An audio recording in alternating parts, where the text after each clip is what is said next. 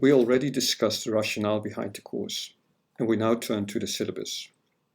I see the syllabus as more or less of a contract between you and me on how we will conduct the course, and as with any contract, I expect you to read it carefully.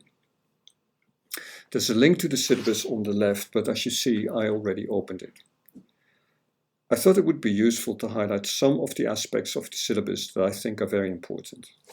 The course description is essentially a summary of the rationale that we discussed before. And the first section I wanted to cover in detail is the section on course learning outcomes, course objectives. It's also, in my view, by far the most important section in the syllabus, as it tells you what I expect you to be able to do at the end of the course. Moreover, as I will explain in the lecture on course organization, every activity and every assignment that we do in the course somehow relates to one of the course learning outcomes, with one exception that we get to later. So let's go through the learning outcomes one by one.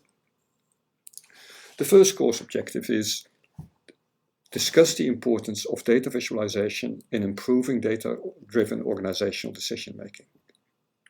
In a sense, we already covered this when we discussed the rationale for the course. Any insights you gain from an in-depth analysis of organizational data is useless unless you can effectively and compellingly communicate these insights to organizational decision makers. And data visualization is one tool and one way of achieving this.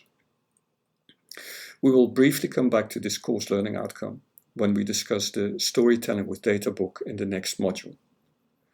A somewhat related topic is the discussion that we will have later on in the course on data visualization and visual impairment.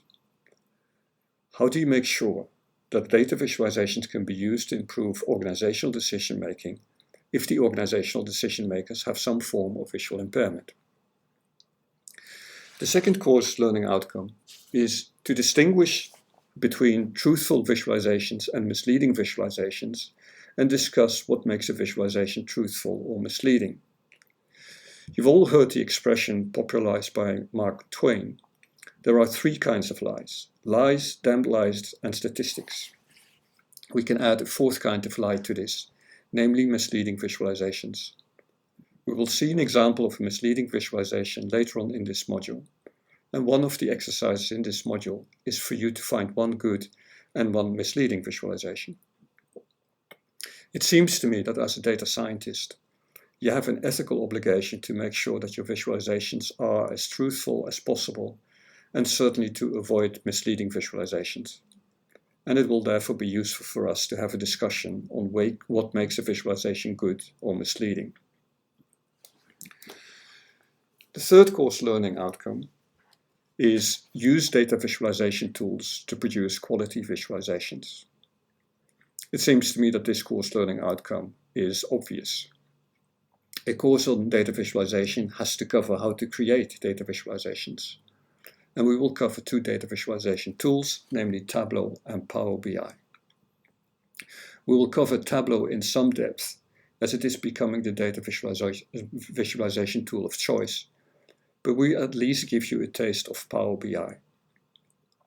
The reason for covering both Tableau and Power BI is that while Tableau is probably the more powerful one, it's also the most expensive one, and Power BI is free. The fourth learning outcome is create visualizations in at least one programming language. We already covered this in the rationale for the course. It's not enough for you as a data scientist to simply use existing high-level tools, especially since you are likely to use programming languages such as Python or R to analyze data. It is of course possible to analyze the data in Python on R and then to visualize your insights in a high-level data visualization tool. And in many cases that may actually be the best route to take.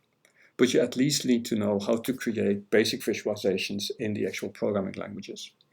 In this course, we will cover Python. The final learning outcome is to use widely used data visualization tools to clearly, effectively, and compellingly communicate insights to improve organizational decision making. And in a sense, this is the most important learning outcome. And you could argue that the whole course is set up to allow you to achieve this one course learning outcome.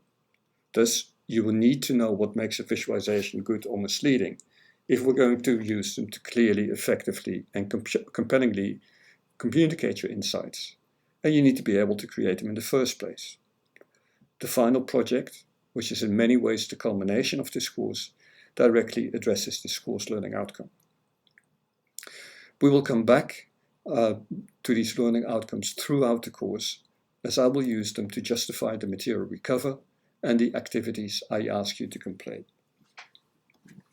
If you scroll down a little, you will also see the assessments that we use in this course. As you see, the bulk of the points come from the final project, which addresses the 5th course learning outcome. Because of the importance of the final project, there are a few mechanisms in the course that help you, some of which we discussed when we talked about the rationale for the course. So 3 of the smaller graded discussions give you the opportunity to discuss your project ideas and the progress you're making.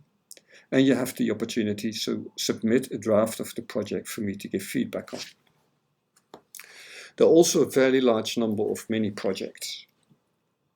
They are relevant to course learning outcomes 3 and 4 and indirectly to learning outcome 5. You will see that about 10% of the course or of the points come from the larger graded discussions. They are relevant to the first 2 learning outcomes. One concerns truthful and misleading visualizations, and the others concern data visualization and visual impairment. Finally, there is the reflective paper. This paper is not directly relevant to any of the learning outcomes. The reason that I included it is that research has shown that learning improves considerably, especially for adult learners, if students reflect on their learning and how they could use the competencies and knowledge that they acquired in the course throughout their own careers. The syllabus itself contains a link to the research. I also, rather shamelessly I have to say, used the reflection essay to solicit suggestions from you for course improvements.